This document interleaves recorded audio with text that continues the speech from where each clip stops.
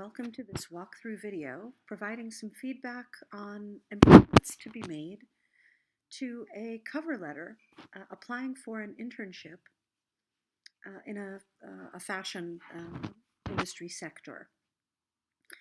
Okay, the first thing I would advise is avoiding this. In English, it's perfectly acceptable to begin a letter formally with I. So instead of with this letter, I would like to, just begin with I would like to introduce myself to you as a candidate for the internship visual merchandising for the period starting from August 2018. Again, it's perfectly acceptable to begin with I. That's not culturally inappropriate in the English-speaking world. I am currently studying fashion and management at the Amsterdam Fashion Institute. While my study is mostly focusing on the management department of fashion, my emphasis is also on the visual branding department of fashion. Well, here, instead of using present continuous, that is focusing, I would advise just using a present simple tense because this is a fact. So instead, it would be more grammatically correct to write, while my study mostly focuses.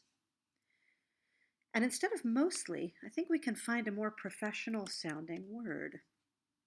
While my study primarily focuses on the management, and maybe it would be better, here, I'll just get rid of these bits here. While my study primarily focuses on the management, I think here it might be better to say side of fashion or on the management. Yeah, let's go with side. On the management side of fashion, my emphasis is also, and maybe we could say my academic emphasis is also on the visual and branding. Let's say this. My academic emphasis is also on the visual and branding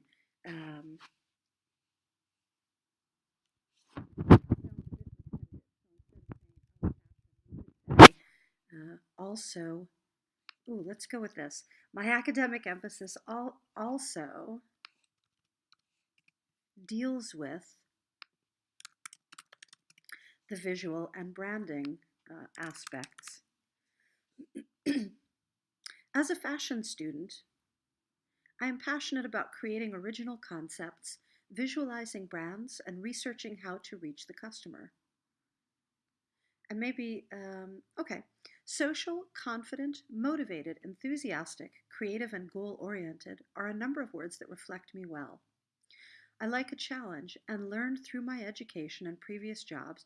So here, instead of using a past tense, I would advise using present perfect because that shows that this is not, you're not dead. You're still writing the letter, and thus it indicates to the reader that this is ongoing. You still are learning, and you've learned up to the present moment. Again, present perfect tense is a present tense in English. It shows us what has happened up to the present moment. I like a challenge and have learned through my education and previous jobs determination. Well, this is very typically sort of Dutch word order. And my advice in English is to always stick with subject, verb, object word order. This is our object, so let's put it here. Let's move things around. We're going to move the object, and we could say, I like a challenge, and let's do this. Okay, we're going to move this entire bit. I like a challenge, and through my education and previous jobs, and perhaps it might even be better, instead of saying my previous jobs, to say my previous work experience, comma,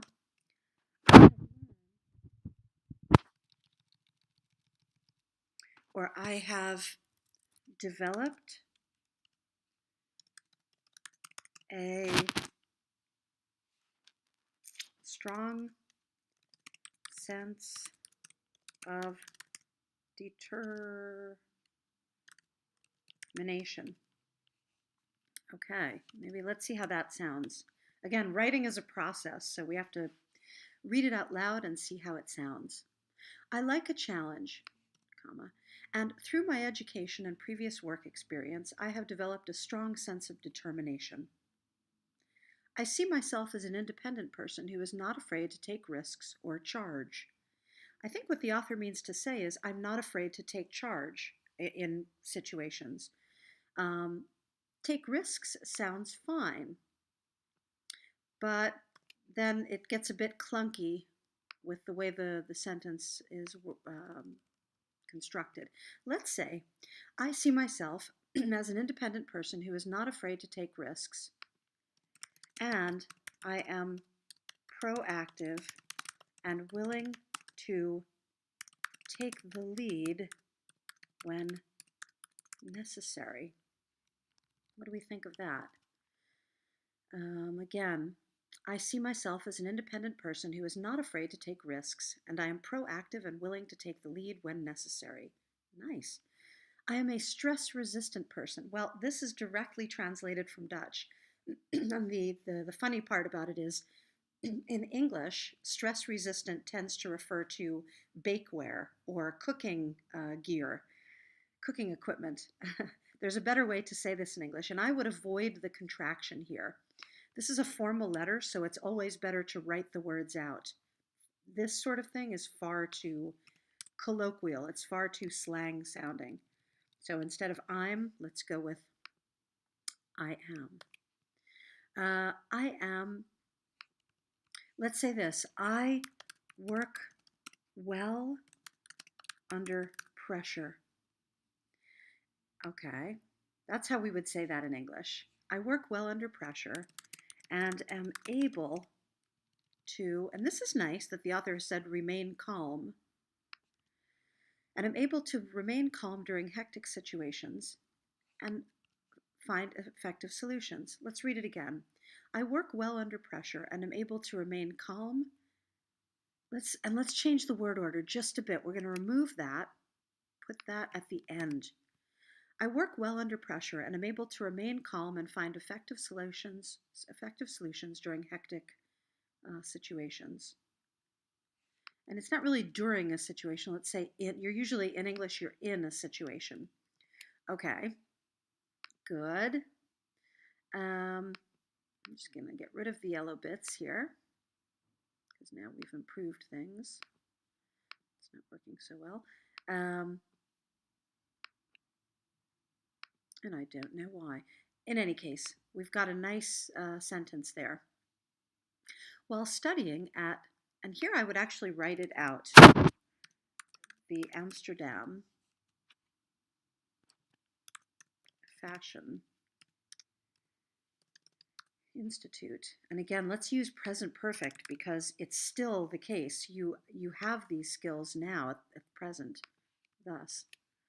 And I have developed a lot of skills. A lot of doesn't sound particularly formal. Instead of a lot of, let's say I have developed numerous skills. Many skills? Numerous? I have developed numerous skills. We learned how to develop concepts, how to put brands on the market, how to reach target groups, write future scenarios, analyze companies, and much more. So all of a sudden we've got I and then we switch to we. Let's say, during my studies, I have learned how to, okay, that seems workable. I have learned how to develop concepts, how to put brands on the market, how to reach target groups, write future, and here in English you wouldn't use the apostrophe S. It's just, plural is just S. How to write future scenarios, analyze, and again, in English, this is the way you pluralize this word. Odd as it is, that's how we spell the plural of company. analyze companies, and much more. And let's put a comma at the end there as it's a list. Okay, while studying at the Amsterdam Fashion Institute, I have developed numerous skills.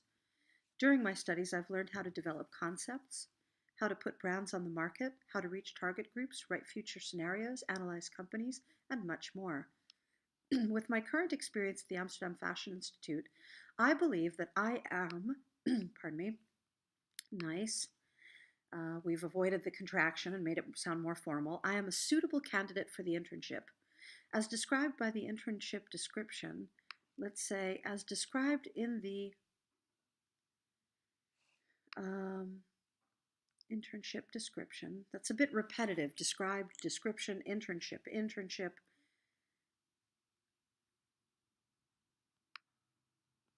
I could say in the specifications for the position, maybe that's a nicer, more varied way to say that. As described in the specifications for the position, I am eager to grow into a bold, I would say instead of grow into, to become a bold and interactive visual merchandiser.